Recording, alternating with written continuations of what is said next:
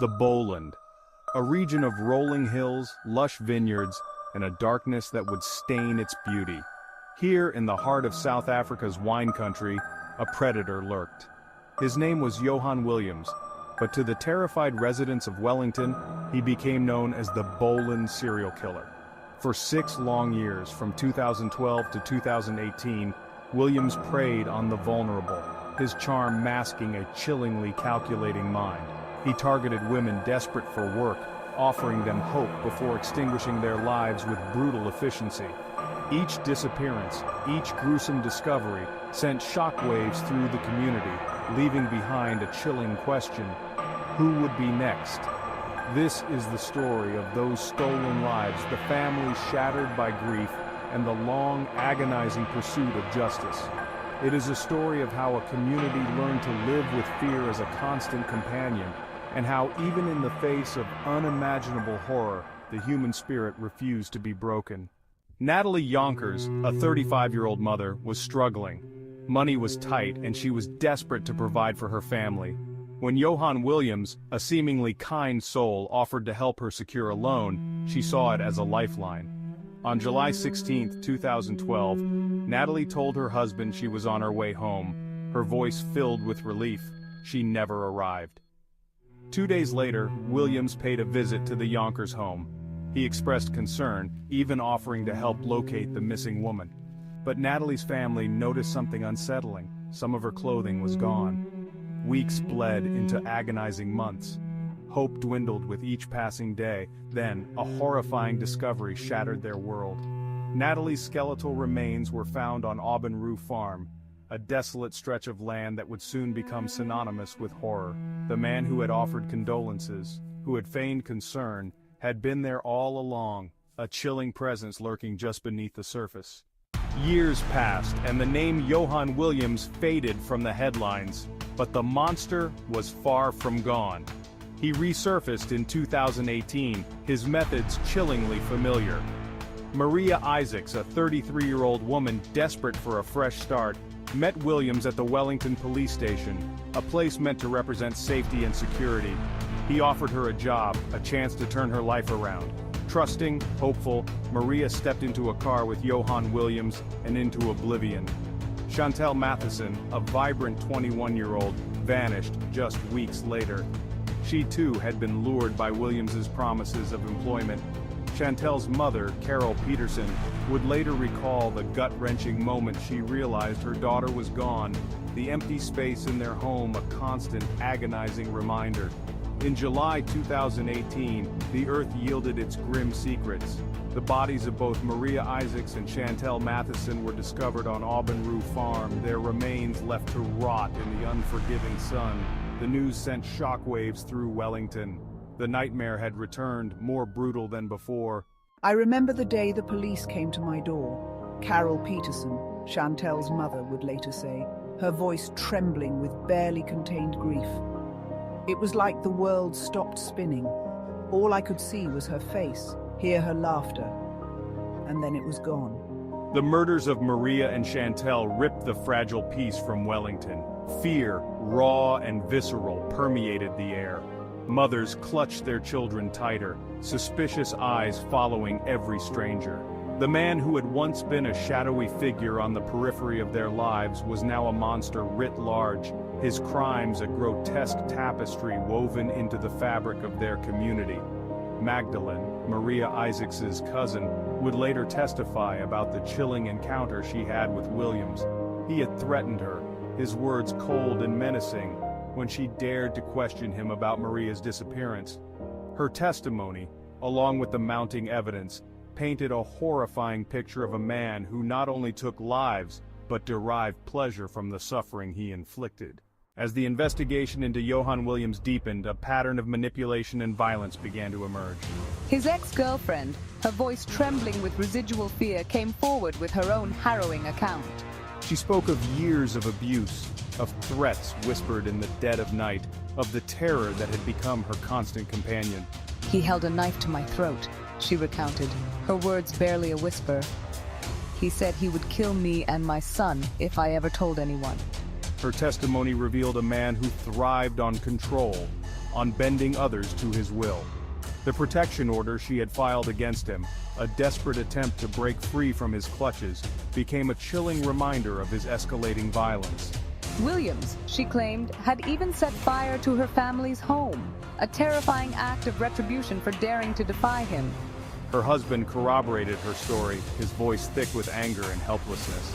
The picture of Johan Williams, the Boland serial killer, was becoming clearer, the puzzle pieces of his depravity slotting into place.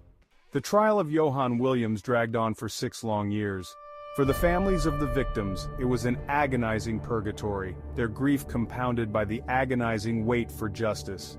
Williams, throughout the proceedings, remained a chillingly enigmatic figure.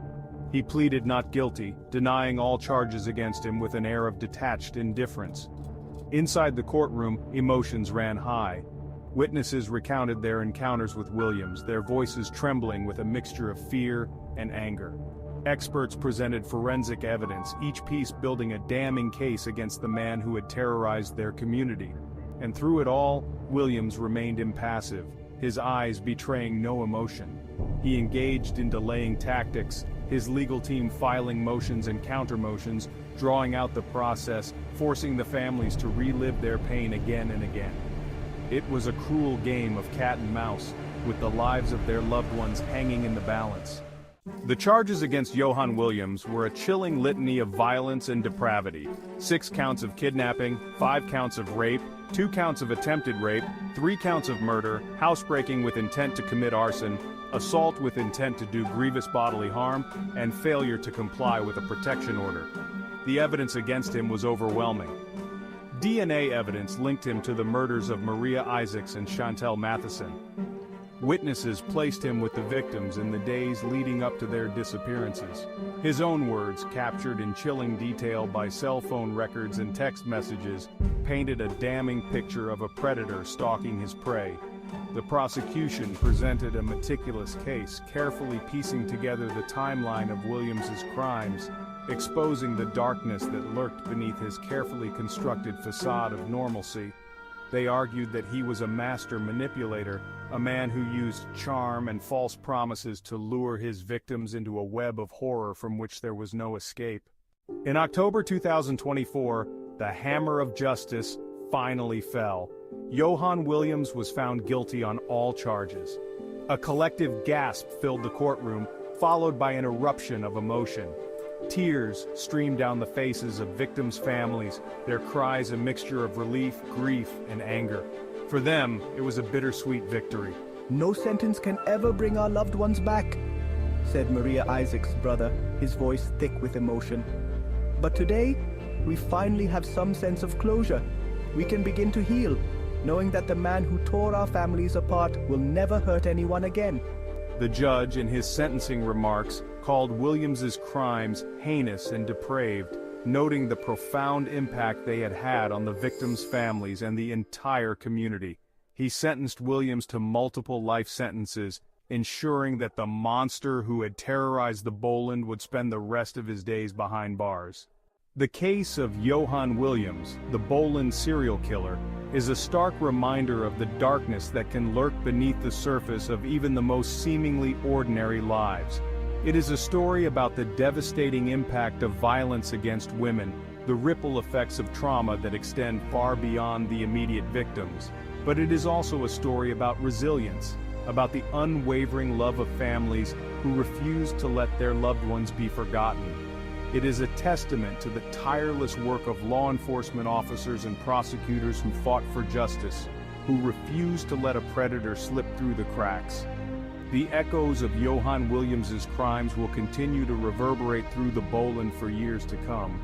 But so too will the memories of those he killed, Natalie, Maria, Chantel, and the countless others whose lives were forever changed by his brutality. Their stories, though forever intertwined with tragedy, will serve as a reminder to remain vigilant, to speak out against injustice, and to never, ever stop fighting for the truth. Kidnapping of Natalie Jonkers, 6 years direct imprisonment. Het wordt bepaald dat klasse 1 ontvoering of Natalie Jonkers 6 jaar directe gevangenisstraf. Count 2, murder of Natalie Jonkers, life imprisonment. Klasse 2 moord op Natalie Jonkers levenslang gevangenisstraf. Count 3, housebreaking with intent to commit alternate act on the home of Mrs. Jonkers, 4 years direct imprisonment. Klasse 3 huisbraak met de opzet om brandstichting te plegen en brandstichting op de huis van Mrs. Jonkers 4 jaar directe gevangenisstraf. Count 4, kidnapping of Maria Isaac, 6 years imprisonment. Klasse 4 ontvoering van Maria Isaac 6 jaar gevangenisstraf. Count 6, murder Maria Isaac, life imprisonment. Klasse 6 moord op Maria Isaac levenslang gevangenisstraf. Count 7, kidnapping of Chantal Tyson, 6 years direct imprisonment. Klasse 7 ontvoering op Chantal Tyson 6 jaar directe gevangenisstraf. Count 8, rape of Chantal Tyson, life imprisonment. Klasse 8 verkrachting op Chantal Tyson levenslang gevangenisstraf. Count 9, murder of Chantal Tyson, life imprisonment. Klasse 9 moord op Chantal Tyson levenslang gevangenisstraf. Count 10, kidnapping of Rosal Martinez, 6 years direct imprisonment. Klasse 10 ontvoering op Rosal Martinez 6 jaar directe gevangenisstraf. Count 11, kidnapping of minor child of Rosal Martinez, 6 years direct imprisonment. Klasse 11 ontvoering van een minderjarige kind van Rosal Martinez 6 jaar directe gevangenisstraf. Count 12, kidnapping of minor child of Rosal Martinez, 6 years direct imprisonment. Klasse 12 ontvoering van een minderjarige kind van Rosal Martinez 6 jaar directe gevangenisstraf. Count 13, assault with intent to grievous bodily harm on Rosal Martinez, 8 years direct imprisonment. Klasse 13 aanranding met opzet om erger te doen op kind of Rosal Martinez 8 jaar gevangenisstraf. Count 14, rape of Rosal Martinez, life imprisonment. Klasse 14 verkrachting op Rosal Martinez levenslang gevangenisstraf. Count 15, rape of Rosal Martinez, life imprisonment. Klasse 15 verkrachting op Rosal Martinez levenslang gevangenisstraf. Count 16, rape of Rosal Martinez, life imprisonment. Klasse 16 verkrachting op Rosal Martinez levenslang gevangenisstraf. Count 17 and 18 are taken together with the sentence attempted rape of Rosal Martinez, 10 years direct imprisonment.